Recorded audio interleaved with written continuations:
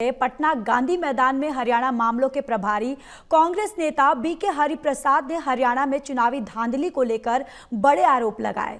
BK Hariprasad ने कहा कि जल्द ही इसको लेकर भी बड़ा खुलासा किया जाएगा। बीके हरिप्रसाद ने वोटर अधिकार यात्रा को घुसपैठ यात्रा बताए जाने पर गृहमंत्री के बयान पर भी हमला बोला है।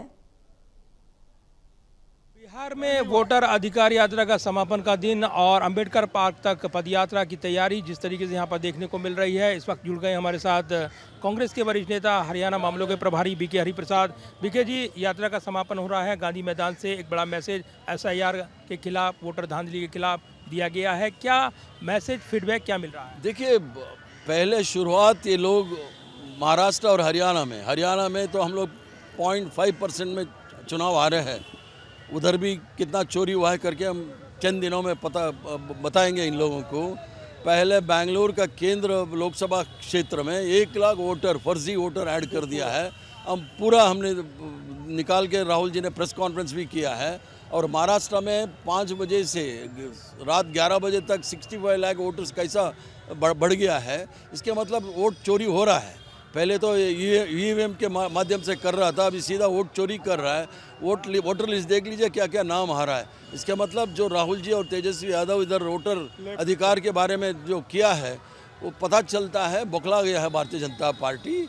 इसलिए वो डर के हमारा कांग्रेस ऑफिस के दफ्तर के ऊपर भी हमला किया है।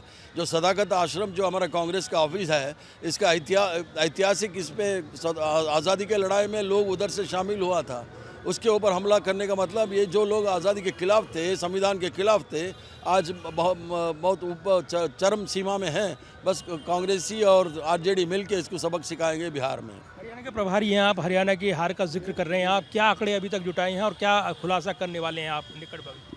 हरियाणा में भी ऐसा ही धांधली हुआ है, इसको हम लोग उजागर करेंगे। राहुल जी इस दौरान में 2-3 बार जिक्र किया है हरियाणा के बारे में, हम लोग उसको साफ सीधा करेंगे। हरियाणा को लेकर अगर देखें तो काफ़ी नज़दीकी मुकाबला रहा है और इसीलिए आने वाले दिनों में एक बड़ा खुलासा आप करेंगे। लेकिन अगर देखें तो अब तक की पड़ताल में क्या निकल कर आया है? हरियाणा में जो हुआ है 0.5% का फ़र्क है, तो उसमें वोटर का धांधली हुआ है, उसको हम लोग उजागर करेंगे चंद दिनों में। और दूसरी तरफ बीजेपी कह रही है, गृह मंत्री अमित शाह ने भी कहा है कि ये घुसपैठिया बचाओ यात्रा है, ये वोटर अधिकार यात्रा नहीं है, बल्कि घुसपैठियों को बचाने की कांग्रेस की कोशिश है। घुसपैठी किसका हाथ में है? एक गृह मंत्री है, सीमा पर उसका ही पूरा फोर्सेस तैनात होता है। घुसपैठी कैसा आ गया है? ये हमेशा चुनाव का समय में घुसपैठी का याद आता है। झारखंड में भी वही किया था। हमेशा घुसपैठी का बात आता है जो पाकिस्तान के बारे में बात करता है। बाकी बेरोजगारी, महंगाई, इसके बारे में बात करने के लिए उसको औकात नहीं है और घुसपैठी के बारे में करके खुद को बहुत जोकर बन रहा है। और जो अभद्र भाषा का इस्तेमाल हो रहा है उसको लेकर आरोप लग रहे हैं कांग्रेस पर कि जिस तरीके से ये अभद्र भाषा का शुरुआत हुई है, कांग्रेस लोग जिम्मेदार हैं, राहुल गांधी जिम्मेदार। अभद्र भाषा कौन है? प्रधानमंत्री कर रहा था ना, नरेंद्र मोदी क्या क्या अभद्र भाषा कर रहा था, बोलना पड़ेगा हमको दोबारा। सोनिया गांधी के बारे में क्या किया था, 50,000 करोड़ का एक गर्लफ्रेंड के बारे में क्या किया था, विधवा कौन बोला था, जर्सी कौन बोला था, और शूर्पणखा किसको बोला था। ये आदमी से हम लोग सीखना है भाषा उन लोगों से सीखने। बोलिए कौन था वो, कोई हिमाचल का, गोली मारो कुछ बोला ना, ये सब भाषा कांग्रेस में नहीं आता है।